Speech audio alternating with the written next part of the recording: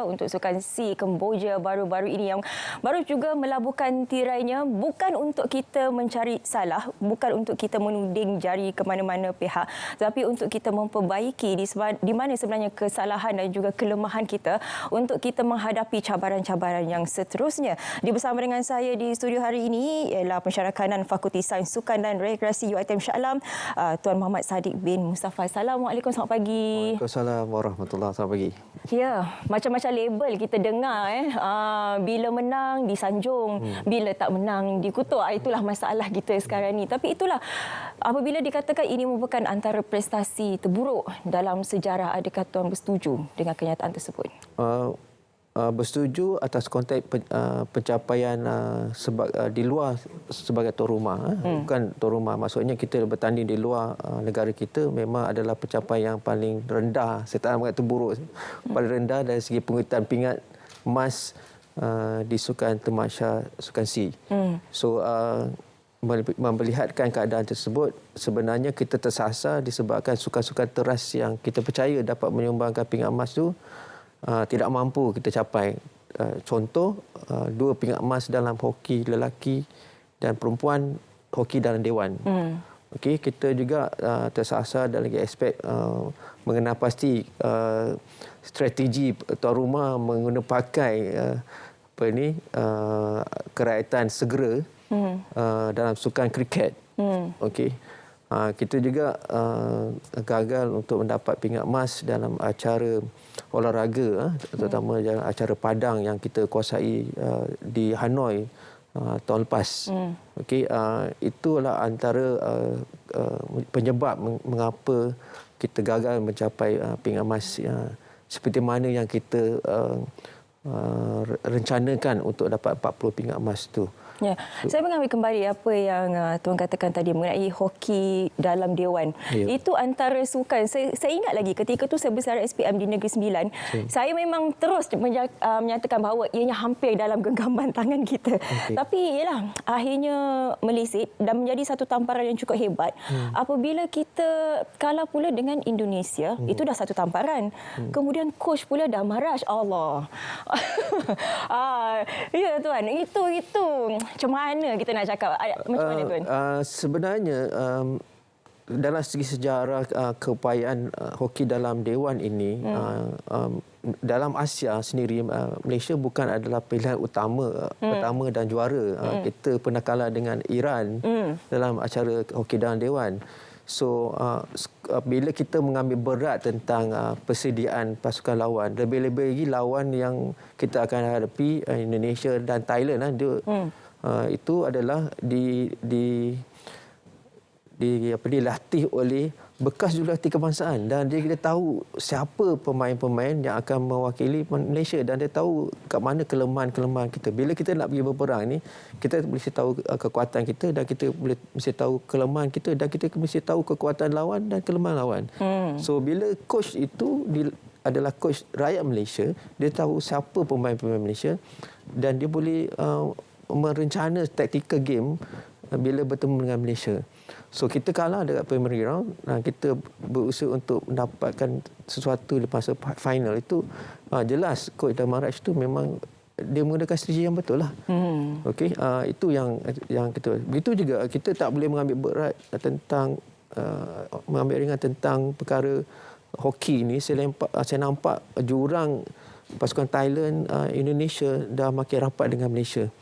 So kita tengok dalam hoki padang pun, Thailand itu lawan pasukan Malaysia perempuan wanita, dia boleh skor dulu. Itu kita lihat ada gap yang telah dikecilkan kat situ. So dalam masa 2, 3, 4 tahun dari 2 siri sukan C nanti, kita rasa, saya rasalah pada pandangan saya, mereka akan mengugat kita. Ya betul. Kita nak menganalisis semua sukan mungkin tak cukup untuk tempoh masa 15 minit ini. Tapi kita nak bercerita juga mengenai ibu segala pingat. Bola. Bola ni pun satu hal juga ni. Sebab kalau ikutkan, kita memang, ialah kita nak ke final, dan kita pun idamkan emas itu.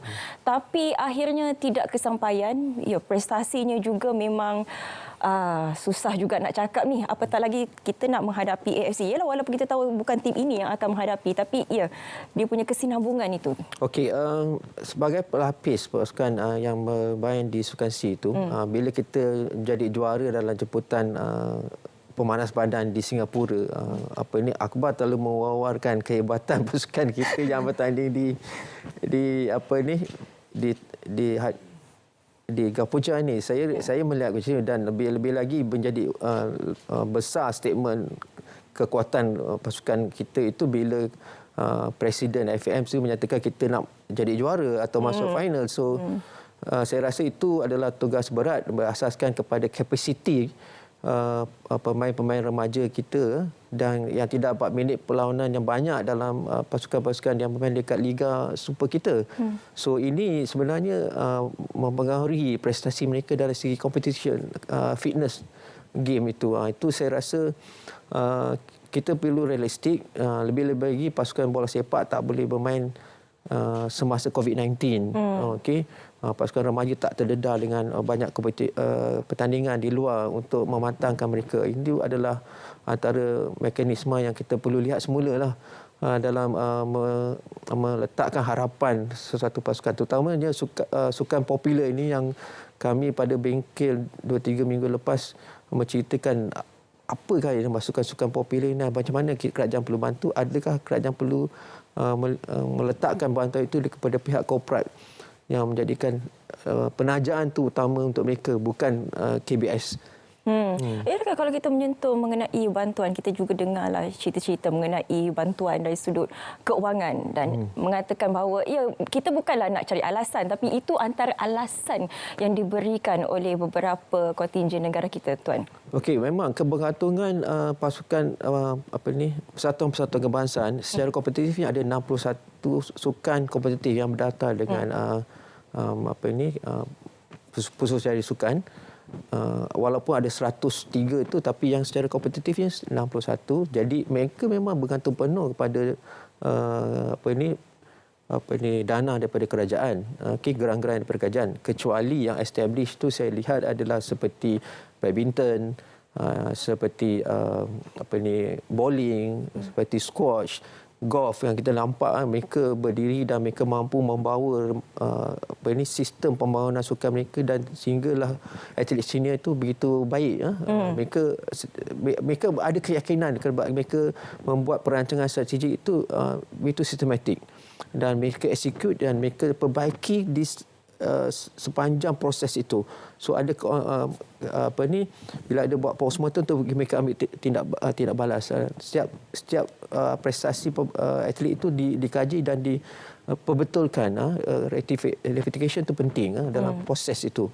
So tetapi kebanyakannya terlalu bergantung kepada dana MSN daripada KBS. So itu yang adalah isu-isu yang kita perlu lihat semula, macam mana rakan sukan itu nak dikembalikan, macam mana meremajakan sistem kepimpinan persatuan sukan kebangsaan itu.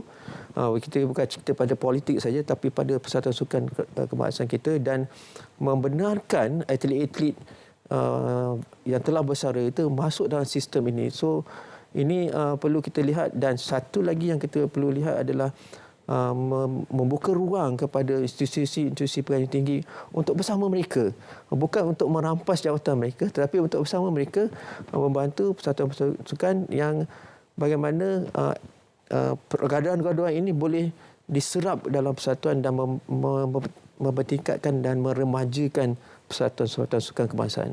Okey, kita lihat pada isu penganjuran Sukan C untuk kali ini. Dari sudut isu atlet naturalisasinya, kita dah boleh lihat ada beberapa isu di situ. Dan juga kalau kita boleh lihat daripada isu teknikal pemakahan, dan juga ada juga isu yang berkaitan dengan penjadualan. Seperti contoh kalau kita boleh lihat untuk sepak takraw negara kita. Satu hari 4 game kalau saya tak silap. Saya buka pagi pun mereka, tengah hari pun diorang, petang pun diorang. Saya ingat ulangan. Rupanya main. Macam mana ni? Okey, Sebenarnya sebelum sesuatu kejohanan itu dilakukan, dalam aspek ini kita ada mesyuarat pengurus-pengurus pasukan. Okey, mesyuarat pengurus pasukan akan diberitahu tentang scheduling dan masa-masa pertandingan. Sekiranya pihak-pihak yang berkenaan mewakili suatu sukan itu bersetuju dengan itu atau membuat bantahan, perlu dilakukan masa mesyuarat pengurus-pengurus pasukan. So itu segi teknikalnya sebenarnya CDM maksudnya telah dimaklumkan tentang penjadualan itu.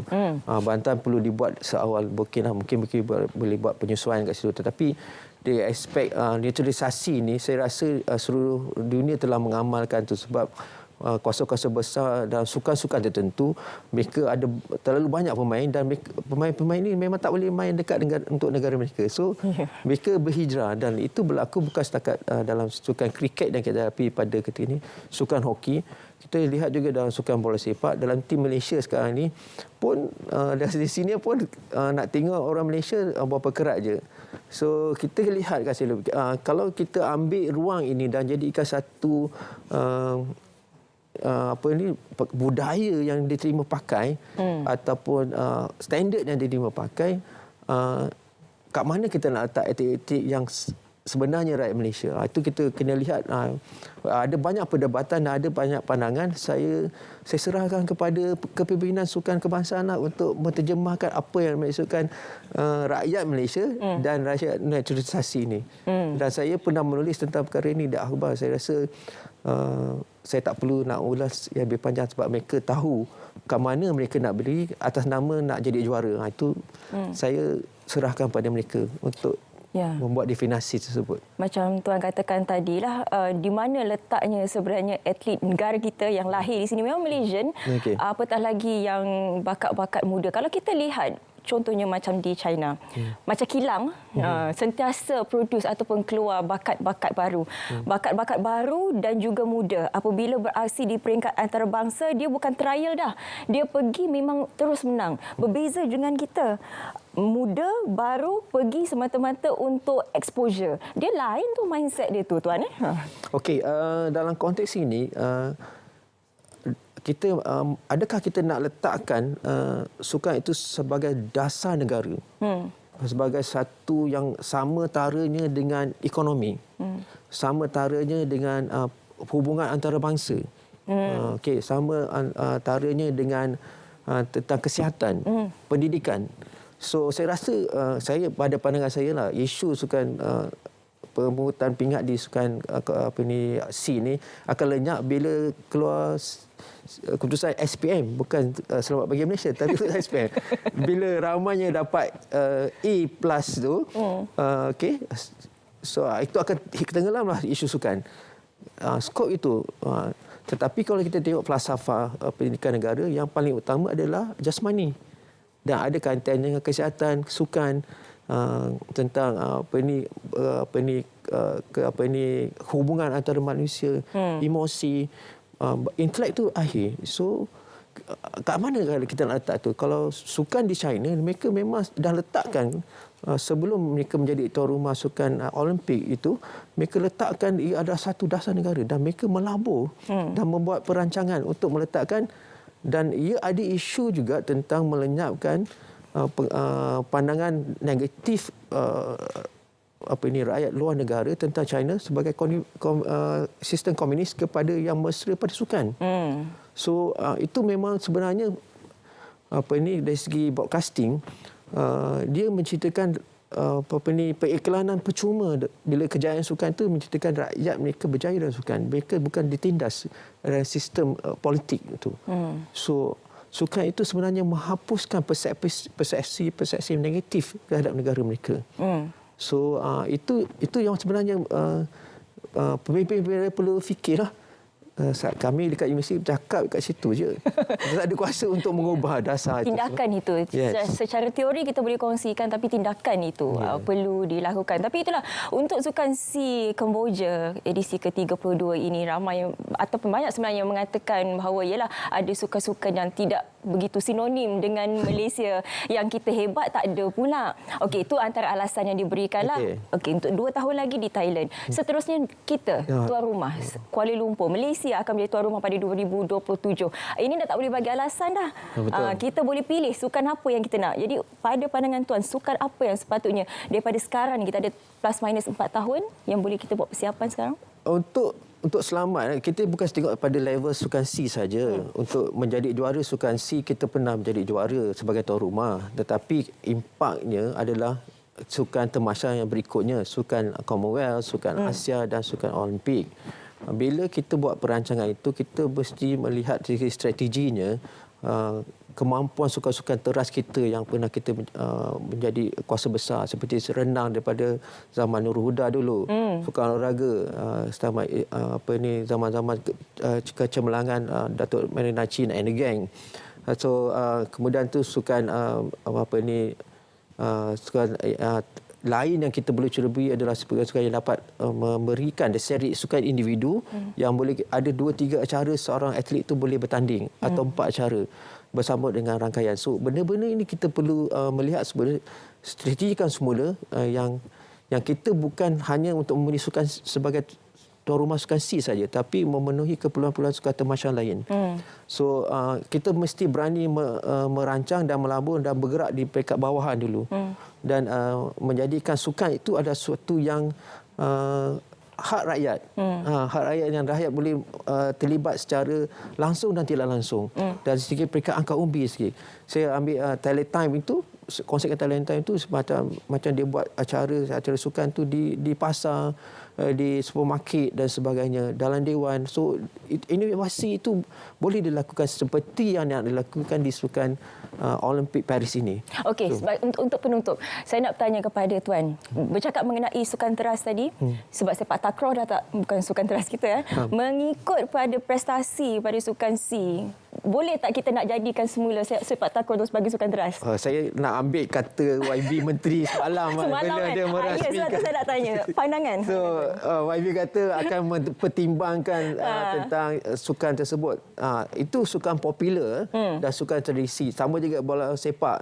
So saya kat sini, sejauh manakah kepimpinan baru Persatuan Sepak Takraw Malaysia boleh menjanjikan pingat emas pada YB di sukan C di Thailand nanti. Dan tentunya Thailand akan titik kita. So dari segi strateginya 2 tahun ini apa yang mereka nak buat. Dan seterusnya bila kita menjadi tuan rumah 2017 nanti. Itu penting untuk kerajaan sekarang, ya. Ya. Terima kasih banyak-banyak Tuan Muhammad Sadiq bin Mustafa, Pensyarah Kanan Fakulti Sains Sukan dan Rekreasi UiTM Shah Alam. Walaupun itu saja masa yang kita ada, tapi saya rasa cukup